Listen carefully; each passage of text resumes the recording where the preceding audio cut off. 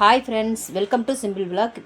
இன்றைக்கி நம்ம சேனலில் என்ன ரெசிபி பார்க்க போகிறோம்னா நெத்திலி கருவாட்டு குழம்பு எப்படி செய்யலான்னு பார்க்க போகிறோம். இந்த கருவாட்டு குழம்பு ரொம்ப சிம்பிளாகவும் இருக்கும், டேஸ்ட் வந்து அல்டிமேட்டாக இருக்கும். கட்டாயம் வீடியோ முழுமையாக பார்த்துட்டு இந்த மாதிரி சுவையில் சிம்பிளாக டேஸ்டியான காரசாரமான ஒரு நெத்திலி கருவாட்டு குழம்பு கண்டிப்பாக ட்ரை பண்ணி பாருங்கள்.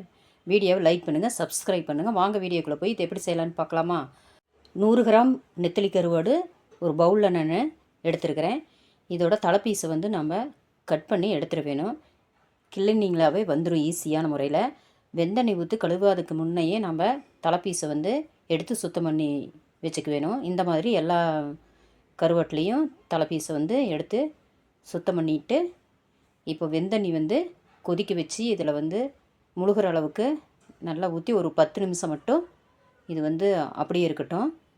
அப்போ தான் நம்ம வெந்தெண்ணெய் ஊற்றுறனால இதில் உள்ள அழுக்கு மண்ணெல்லாம் வந்துடும். அதனால் வெந்தெண்ணெய் ஊற்றி வச்சுக்கணும். இப்போ நல்லா கழுவியாச்சு. வெந்தெண்ணெய் ஊற்றிட்டு பச்சை தண்ணியில் ஒரு 4 ட்ரிப்பு அலசி எடுத்து வச்சாச்சு. இப்போ இது ஒரு ஓரமாக இருக்கட்டும். இப்போ இதுக்கு ஒரு பேஸ்ட் ரெடி பண்ணலாம். அதுக்கு ஒரு மிக்ஸி ஜாரில் தக்காளி ஒரு 3 தக்காளி வந்து கட் பண்ணி வச்சுருக்கிறேன். அதை சேர்த்திட்டு சின்ன வெங்காயம் ஒரு கைப்பிடி அளவுக்கு சேர்த்திக்கலாம்.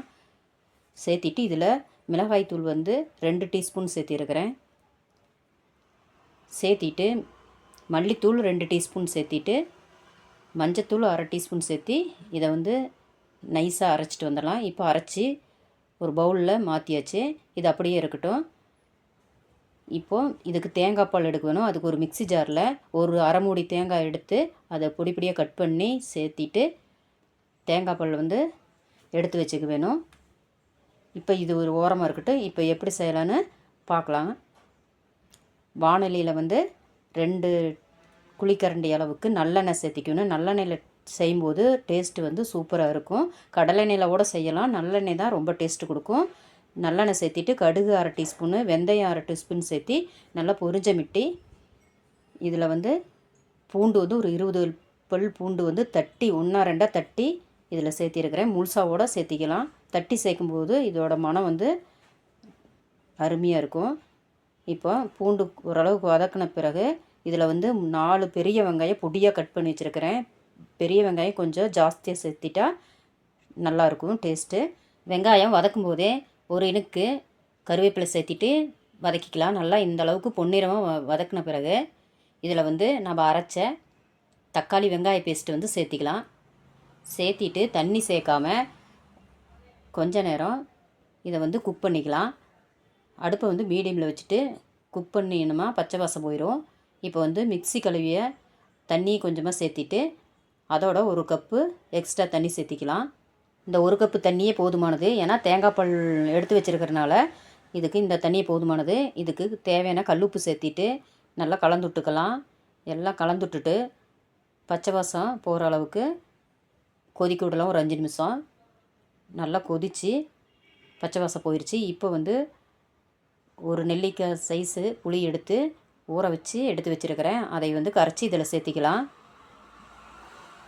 காரமும் புளிப்பும் கொஞ்சம் ஜாஸ்தியாக இருந்தால் டேஸ்ட் வந்து சூப்பராக இருக்கும். அடுத்த நாள் கூட கெடாது, வச்சு சாப்பிட்டிங்கன்னா சூப்பராக இருக்கும் இந்த கருவாட்டு குழம்பு. நல்லா புளி கரைசல் சேர்த்தி கலந்து விட்டுட்டு இப்போது புளியோட பச்சை வாசம் போகிற அளவுக்கு கொதிக்க விட்டுட்டா நல்லா குழம்பு கெட்டித்தன்மையில் வந்துடும். பாருங்கள், நல்லா கொதித்து நல்லா கெட்டித்தன்மையில் வந்துருச்சு. இப்போ இந்த ஸ்டேஜில் வந்து நாம் எடுத்து வச்ச தேங்காய் பாலை வந்து இதில் சேர்த்திக்கலாம். தேங்காய் பால் சேர்த்துறதுனால டேஸ்ட் வந்து ரொம்ப சூப்பரான முறையில் இருக்கும். கட்டாயம் இந்த மாதிரி ட்ரை பண்ணி பாருங்கள் ஒரு தடவை. தேங்காய் பால் சேர்த்திட்டு நல்லா கலந்து விட்டுக்கலாம். தேங்காய் பால் சேர்த்துனது பிறகு ரொம்ப நேரம் கொதிக்க தேவையில்லை, 1 நிமிஷம் கொதித்து வந்தாவே போதும். இப்போ நல்லா கலந்து விட்டுட்டு ஒரு மூடி போட்டு 1 நிமிஷம் கொதி விட்டுக்கலாம். நல்லா 1 நிமிஷம் கொதி வந்து பச்சை வாசம் போயிருச்சு, தேங்காயோட வாசம். இப்போ வந்து நாம் சுத்தம் பண்ணி வச்ச கருவாட்டை வந்து இதில் சேர்த்திக்கலாம். கருவாடு வெந்தெண்ணெயில் வெந்ததுனால இப்போ பாதி அளவுக்கு மேலே வெந்துருச்சு. அதனால் கருவாடை வந்து சேர்த்திட்டு ஒரு 5 நிமிஷம் வந்து நீங்கள் குக் பண்ணிங்கனாவே போதுமானது. இல்லைன்னா எல்லாம் கரைஞ்சி போயிடும் குழம்புக்குள்ளே. இப்போ ஒரு 5 நிமிஷம் ஆயிடுச்சு. இப்போ ஸ்டவ் ஆஃப் பண்ணிக்கலாம். சூப்பரான முறையில் கருவாட்டு குழம்பு வந்து ரெடி ஆயிடுச்சு. நெத்திலி கருவாடு வந்து டேஸ்ட் வந்து அல்டிமேட்டாக கொடுக்குங்க. கட்டாயம் வீடியோவை முழுமையாக பார்த்துட்டு இந்த மாதிரி டேஸ்ட்டில் தேங்காய் பால் அரைச்சி ஊற்றி ஒரு தடவை நெத்திலி கருவாட்டு குழம்பு வச்சு பாருங்கள். மீண்டும் மீண்டும் இந்த மாதிரி டேஸ்ட்டில் தான் கண்டிப்பாக வீட்டில் இருக்கிறவங்க செஞ்சு கொடுக்க சொல்லி கேட்பாங்க. ஏன்னா அந்தளவுக்கு இதோட டேஸ்ட் வந்து அல்டிமேட்டாக இருக்கும். கருவாடு குழம்பு வந்து சாப்பிடாதீங்க கூட இந்த டேஸ்ட்டில் செஞ்சு கொடுத்தீங்கன்னா கண்டிப்பாக சாப்பிட்டுக்கோங்க. ஏன்னா அந்தளவுக்கு இது வந்து ஒரு சூப்பரான ரெசிபி தான். கட்டாயம் நீங்கள் இதே மாதிரி ட்ரை பண்ணி பாருங்கள்.